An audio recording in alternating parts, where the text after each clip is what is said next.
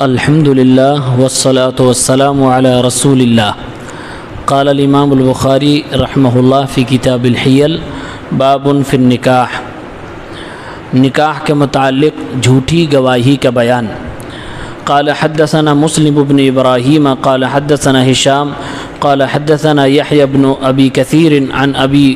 سلمة عن ابی ہریرة عن النبی صلی اللہ علیہ وسلم انہ قال لا تنکح البکر حتى تستأذن ولا الثیب حتى تستأمر فقیل یا رسول اللہ کیف اذنها قال اذا سکتت۔ اللہ کے نبی صلی اللہ علیہ وسلم نے ارشاد فرمایا کہ کنواری لڑکی کا نکاح اس وقت تک نہ کیا جائے جب تک کہ اس کی اجازت نہ لی جائے، اور سیبہ عورت کی شادی اس وقت تک نہ کی جائے جب تک کہ اس سے امر نہ طلب کر لیا جائے۔ پوچھا گیا اے اللہ کے رسول صلی اللہ علیہ وسلم، کنواری لڑکیوں کی اجازت کیسے ہوگی؟ تو آپ نے فرمایا جب وہ خاموش ہو جائے۔ یہ حدیث بیان کر کے امام بخاری کہتے ہیں قال بعض الناس، بعض لوگ کہتے ہیں ان لم تستأذن البکر ولم تزوج، اگر کوئی کنواری لڑکی ہے اس سے اجازت نہیں لی گئی اور نہ ہی اس سے نکاح کیا گیا، فاحتال رجل فاقام شاہدین زورا، تو ایک شخص حیلہ اختیار کرتا ہے اور دو جھوٹے گواہوں کو لا کر کھڑا کر دیتا ہے۔ وہ جھوٹے گواہ کورٹ میں یہ گواہی دیتے ہیں کہ اس شخص نے اس کی مرضی سے اس سے نکاح کیا ہے۔ فاثبت القاضی نکاحہ، جج اور قاضی ان جھوٹے گواہوں کی گواہی کی بنیاد پر نکاح کو مان لیتا ہے۔ والزوج یعلم ان الشہادۃ باطلۃ، جبکہ شوہر کو اچھی طرح سے معلوم ہے کہ اس نے نکاح ہی نہیں کیا ہے، تو اس کو معلوم ہے کہ نکاح باطل ہے، لیکن کورٹ نے فیصلہ کیا دے دیا فلا بأس ان یطأھا، کوئی حرج نہیں، ابھی اس کی بیوی ہو گئی۔ وہو تزویج صحیح، اور یہ نکاح صحیح مانا گیا۔ امام بخاری رحمۃ اللہ علیہ بعض لوگ ایسا کہتے ہیں، یہ کہہ کر رد فرما رہے ہیں دو جھوٹے گواہوں نے گواہی دی تھی کہ فلاں لڑکے نے اس سے شادی کی ہے، ہم دونوں گواہی دیتے ہیں۔ اب جج کا کام کیا ہے کہ گواہوں کی گواہی سن کر فیصلہ سنائیں۔ اس نے کہہ دیا کہ آپ لوگ گواہی دے رہے ہو، اس کا مطلب یہ اس کی بیوی ہے، تو اب کورٹ سے تو مسئلہ ثابت ہو گیا کہ یہ نکاح ہو گیا۔ کہہ رہے ہیں کہ شریعت کے حساب سے وہ اس کے لیے حلال نہیں ہوگا، گرچہ کورٹ نے اس کو بیوی ڈکلیئر کر دیا ہے کیونکہ نکاح ہوا ہی نہیں۔ اب لوگوں نے جھوٹ بولا ہے، گواہوں نے جھوٹ بولا ہے، تو ان کے جھوٹ بولنے کی وجہ سے ایک ناجائز رشتہ جائز نہیں ہو جائے گا، جبکہ فقہ حنفی میں ہے کہ اگر قاضی کہہ دے، جج کہہ دے کہ یہ تمہاری بیوی ہو گئی تو نکاح بھی پڑھانے کی ضرورت نہیں ہے، وہ ہو گئی تمہاری۔ اسی طرح کے راستے سے کورٹ میرج کو بڑھاوا ملتا ہے۔ تو امام بخاری رحمۃ اللہ علیہ اس حیلہ بازی پر رد فرما رہے ہیں۔ ایک دوسرا حیلہ بھی اس میں اختیار کیا گیا۔ امام بخاری رحمہ اللہ فرماتے ہیں کہ جعفر کی اولاد میں سے ایک عورت تھی جس کو ڈر تھا کہ اس کے ولی اس کی ناپسندیدگی کے باوجود اس کی شادی کر دیں گے۔ فارسلت الی الشیخین من الانصار، تو دو انصاری بزرگ صحابہ کرام کے پاس اس عورت نے اپنا پیغام بھیجوایا، عبد الرحمن و مجمع ابن جاریہ، اور یہ پیغام بھیجایا کہ مجھے ڈر ہے کہ میرے ولی میری زبردستی نکاح کر دیں گے جبکہ مجھے رشتہ پسند نہیں ہے۔ تو ان دونوں حضرات نے اس لڑکی کو اللہ کے نبی صلی اللہ علیہ وسلم کے ایک کارنامے کی طرف اشارہ کرتے ہوئے کہا فلا تخشین فإن خنساء بنت خدام انکحها ابوها، آپ ڈرو نہیں کیونکہ خنسا بنت خدام جن کا نکاح ان کے والد نے ان کی ناپسندیدگی کے باوجود ان کی مرضی کے بغیر کر دیا تھا، اور نبی کریم صلی اللہ علیہ وسلم کو جب معلوم ہوا تو آپ صلی اللہ علیہ وسلم نے نکاح کو مسترد کر دیا تھا، آپ نے نکاح کو ختم قرار دے دیا تھا۔ یعنی یہ حدیث دو انصاری صحابہ نے اس عورت کو بتا کر یہ تسلی دی کہ اگر تمہاری رضا نہیں ہے اور نکاح زبردستی کر دیا گیا تو نکاح نہیں ہوگا، وہ ختم کر دیا جائے گا۔ پھر اس کے بعد اس کے آخر میں بھی امام بخاری فرماتے ہیں قال بعض الناس، یہاں بھی بعض لوگ حیلہ کرتے ہوئے کہتے ہیں ان احتال انسان بشاہد زور علی تزویج امرأۃ سیب بامرها، اگر کوئی شخص حیلہ اختیار کرے کسی ایسی عورت کے بارے میں جو بیوہ ہے اور جج کے سامنے، قاضی کے سامنے وہ شخص کہتا ہے کہ میں نے اس سے نکاح کیا، جب کہ اس کو اچھی طرح سے معلوم ہے کہ اس نے کوئی نکاح نہیں کیا ہے، اور اس نکاح پر اس نے 2 گواہ بھی رکھ لیے، اپنی اس جھوٹی بات پہ 2 جھوٹے گواہوں کو بھی رکھ لیا، تو بعض لوگ کہتے ہیں کہ یہ نکاح چل جائے گا کیونکہ قاضی نے کہہ دیا ہے، اب یہ نکاح صحیح نکاح کے قائم مقام مانا جائے گا۔ امام بخاری رحمۃ اللہ علیہ فرماتے ہیں پہلے والے معاملے میں کنواری لڑکی کے ساتھ ہیلا سازی کی گئی، اس والے معاملے میں بیوہ لڑکی کے ساتھ ہیلا سازی کی جا رہی ہے۔ اس ہیلے سے، قاضی کے فیصلے سے وہ حقیقت میں بیوی نہیں ہو جائے گی، قیامت کے دن پکڑ ہوگی، وہ حرام رشتہ ہی مانا جائے گا۔ اس کے بعد تیسری بات امام بخاری رحمۃ اللہ علیہ اسی باب میں ذکر کرتے ہیں کہ عائشہ رضی اللہ تعالی عنہا نے فرمایا کہ رسول اللہ صلی اللہ علیہ وسلم نے کہا ہے کہ کنواری لڑکیوں سے اجازت لی جائے گی، اور یہ بھی بتایا کہ کنواری لڑکیاں شرماتی ہیں، تو آپ نے فرمایا کہ ان کی خاموشی ہی ان کی اجازت ہوتی ہے۔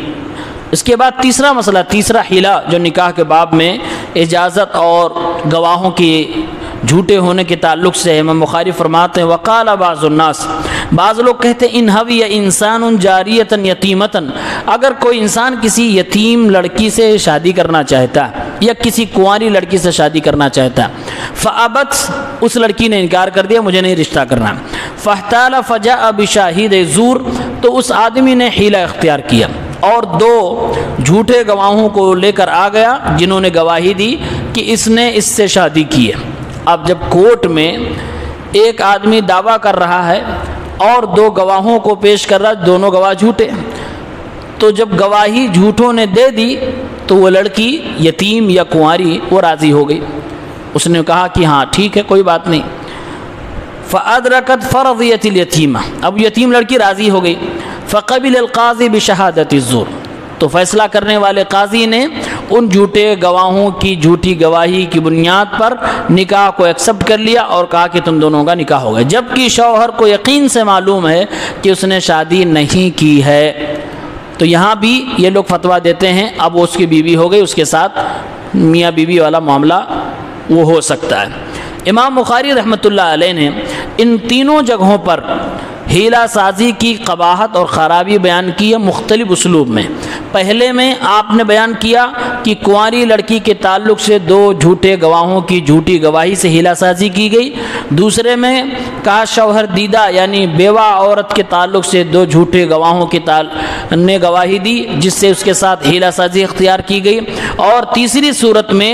یتیم بچی یا کنواری لڑکی گواہی کے بعد اعتراف کر لے رہی ہے، اور اس طرح سے یہاں بھی جھوٹے گواہوں کی گواہی کے ذریعے سے ہیلا سازی اختیار کی گئی۔ ان تینوں میں ایک چیز مشترک ہے، یہ اہل الرائے کہتے ہیں کہ کورٹ اگر کوئی فیصلہ کر دے، قاضی کوئی فیصلہ کر دے تو وہ فیصلہ صحیح بھی ہوگا، یہاں بھی مانا جائے گا اور اللہ کے یہاں بھی مانا جائے گا۔ امام بخاری رحمۃ اللہ علیہ فرماتے ہیں کہ نہیں، وہ فیصلہ ظاہری فیصلہ ہے، ظاہری طور پہ تو نافذ ہو سکتا ہے لیکن باطنی اعتبار سے اس کی کوئی حیثیت نہیں ہے، اللہ رب العالمین کے یہاں قیامت کی دن اس شخص کا مواخذہ ہوگا، کیونکہ رسول اللہ صلی اللہ علیہ وسلم کا ارشاد گرامی واضح ہے کہ اگر کوئی شخص اپنی بات کی بنیاد پر مجھ سے فیصلہ لے لیتا ہے تو وہ اس کے لیے حلال نہیں ہو جائے گا۔ تو امام بخاری کا یہی موقف ہے اور یہی محدثین جمہور علماء کا موقف ہے۔ تو امام بخاری یہی بتانا چاہ رہے ہیں کہ دنیاوی طور سے قاضی کے فیصلے کے مطابق تم بیوی تو کہلوا رہے ہو لیکن اللہ کے ہاں مواخذہ ہوگا، کیونکہ ہمارے نبی صلی اللہ علیہ وسلم کی صاف اور واضح حدیث ہے کہ میاں بیوی دونوں کی اجازت ضروری ہے، کسی طرح کی اس میں کوئی ہیلا بازی نہیں ہوگی۔ ان لوگوں کی فقہ کی کتاب میں اپنے اس موقف پر انہوں نے دلیل پیش کی ہے کہ جیسے کسی لڑکی کا نکاح ہوا ہی نہیں ہے، اب جج کے سامنے صرف 2 جھوٹے گواہوں نے گواہی دے دی، جج نے کہا جاؤ تمہاری بیوی ہو گئی، تو کہا اس کی دلیل ہے حضرت علی رضی اللہ تعالیٰ عنہ سے ان لوگوں نے دلیل پیش کی ہے کہ حضرت علی کے سامنے کسی شخص کے 2 جھوٹے گواہ پیش کر دیے، کسی شخص نے 2 جھوٹے گواہ پیش کر دیے کہ میرا فلاں عورت سے نکاح ہوا ہے، حضرت علی نے گواہوں کی گواہی سے اس کے نکاح کا فیصلہ دے دیا، عورت نے بغرض عفت عرض کی، یعنی پاک دامنی کے لیے عورت نے مجبوراً کہا امیر المومنین میرا قطعاً اس آدمی سے نکاح ہوا نہیں ہے، بلکہ یہ گواہ بالکل جھوٹے ہیں، لیکن اگر آپ کا یہی فیصلہ ہے تو میں آپ کے فیصلے کو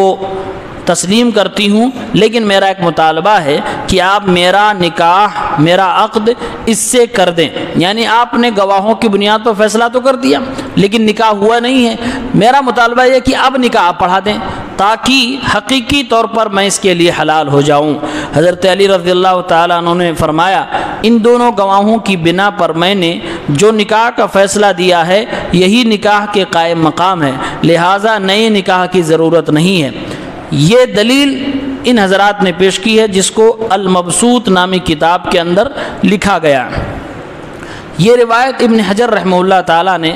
بھی فتح الباری کے اندر ذکر کی ہے، لیکن کہا کہ یہ ثابت نہیں ہے، یہ روایت ثابت نہیں حضرت علی سے، لیکن اگر ثابت ہو جائے موقوفاً حضرت علی کا یہ فتویٰ بھی ہو جائے تب بھی اللہ کے نبی صلی اللہ علیہ وسلم کی حدیث کے سامنے ایک صحابی کا یہ فتویٰ اگر ٹکرائے گا تو ہمیں اور آپ کو اللہ کے نبی صلی اللہ علیہ وسلم کی حدیث کو لینا ہوگا، آپ صلی اللہ علیہ وسلم کے فتوے کو لینا ہوگا، اس صحابی کے فتوے کو پورے عزت و احترام کے ساتھ ان کے اجتہاد پر موقوف کرتے ہوئے، منحصر کرتے ہوئے چھوڑ دینا ہوگا، یہی صحیح منہج ہے۔ لہٰذا اس ایک اثر کی بنیاد پر لڑکیوں کے، عورتوں کے اجازت کے حق کو چھینا نہیں جائے گا۔ یہ بنیادی حق ہے کہ لڑکی راضی ہو، اس کی اجازت کے بغیر شادی نہیں ہو سکتی، چاہے وہ کنواری ہے یا وہ کوئی بیوہ ہو، کسی طرح کی حیلہ سازی اس میں اختیار نہیں کی جا سکتی ہے۔ اللہ تعالی ہم سب کو حدیث مبارکہ پر عمل کرنے کی توفیق عنایت فرمائے، آمین۔ السلام علیکم۔